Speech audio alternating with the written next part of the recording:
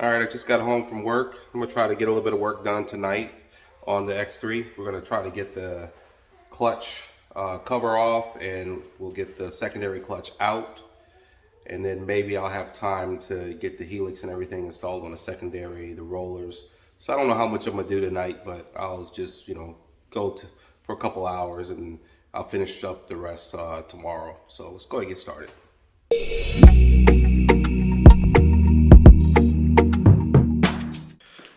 All right, so we're gonna get the clutch cover off. I think these are 8mm bolts here, and T30 on the inside. I'm probably gonna disconnect it here, just to kind of get things freed up. Got a bunch of bolts to take out, so we'll do that first. Find a spot this light might want to live.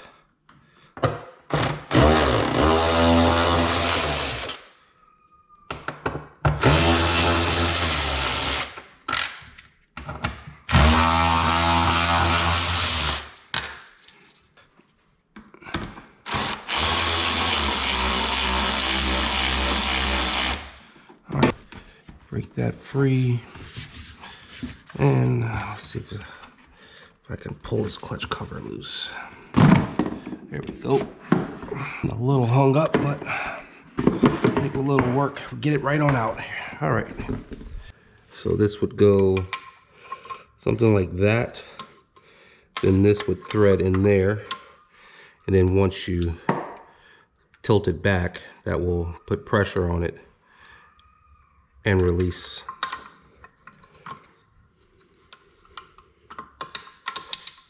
So let's see.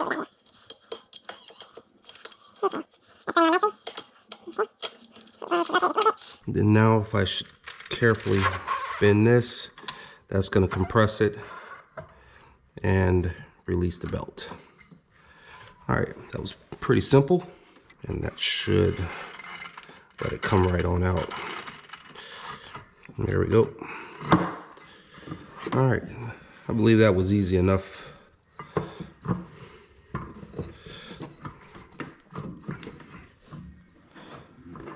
Okay, so we've got our belt out.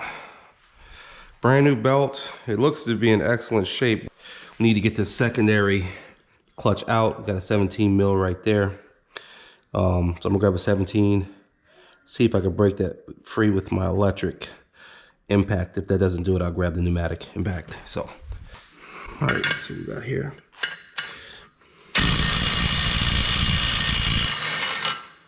All right, so we got that on out. I believe there's a washer in there that didn't come out, so let me grab a magnet tool and get that out. All right, yeah, if you look down in there, it's a washer. I want to make sure it goes in the right direction, so I'm gonna put it back exactly how it was in there. Easy enough. All right.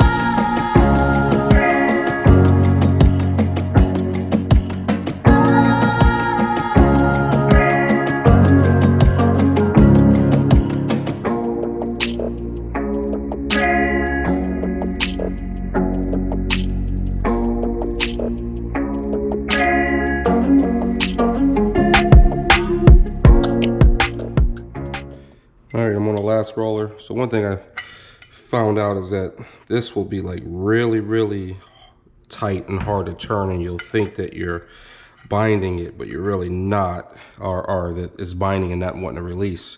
And it's really not the case. What's happening is that you just got to put a little bit of lubrication on that screw. So I got a little bit of 3-in-1 oil, put up in here, and that really helped out a lot.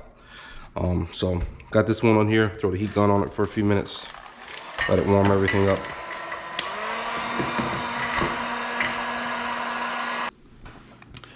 All right, so far I have got the spring in, helix is on, and then we have the rollers in. So I'm gonna go ahead and put the bolts that hold the top cap to the helix. We'll put those bolts in. And I'm not supposed to tighten these yet. I just run them down so they can hold it, but you can still rotate it to adjust the set whatever degrees you want of tension you want on that spring. So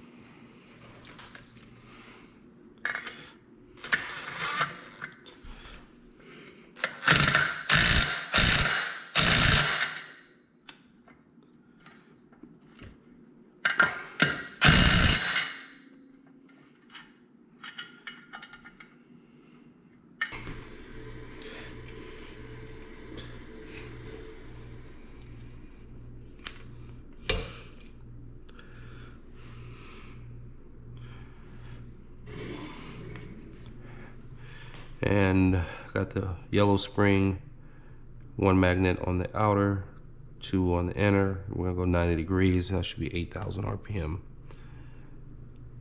Yep, second hole, tip hole. Target RPM from 20 to 70.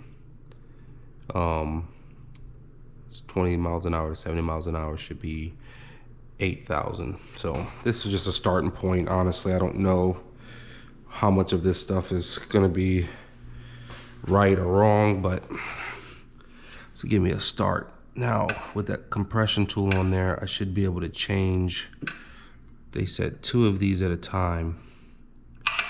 So this is gonna come out, then this one's gonna come out. Then I'll rotate it, do another 2, rotate it, do another 2. Okay, so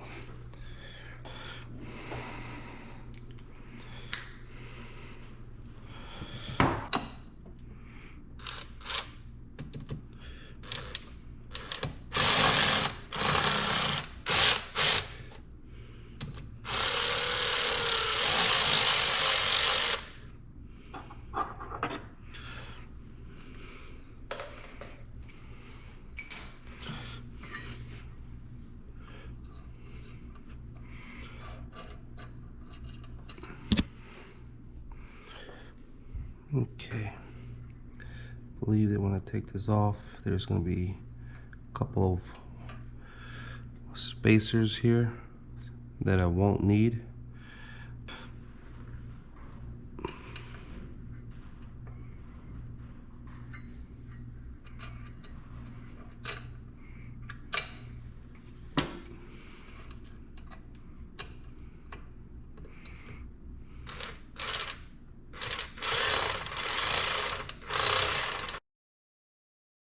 So now that the clutch and the new belt is on, I got to break it in before I go out there and start beating on it.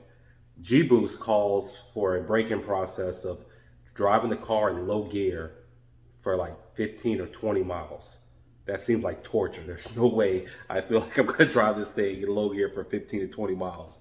So I think what I'm going to do is another method that I saw, which was by S3 Racing, I think is the name of the shop. But they said to basically put it in neutral and then rev it so that the belt is spinning, and it'll generate a little bit of heat in the belt right when you install it. So you do that for about, I guess, 5 minutes or so. Then you put it in low gear and drive it around for about 10 minutes. So I guess in low gear, you may have, I guess, a higher RPM for the belt spinning to generate more heat, but not a lot of load. So you do that for about 10 minutes, and then you put it in high gear and then drive it around for 10 minutes. Then you can go let it all cool, and then after that you can go, you know, rip on it.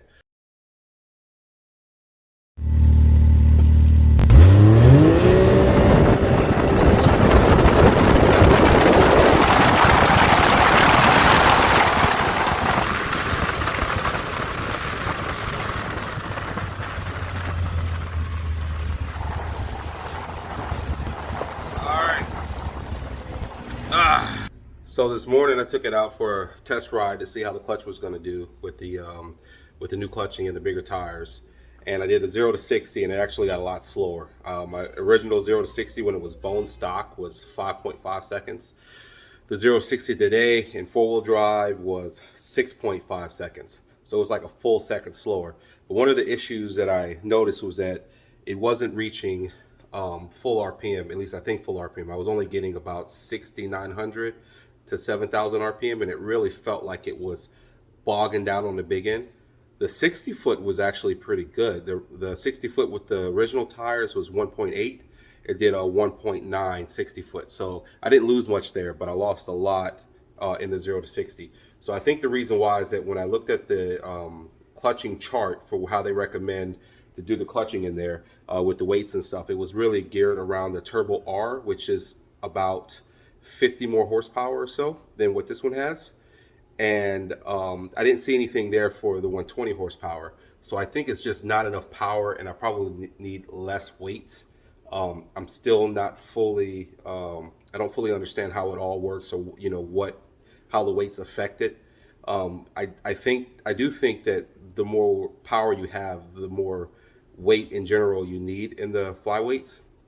So rather than me sit here and trying to tune it for 120 horsepower when I know that I'm going to go to a higher horsepower, I'm going to go ahead and start doing the horsepower mods now. And then once I get everything running like it's supposed to, then I'll start focusing on doing the doing more clutch tuning and getting the weights just right.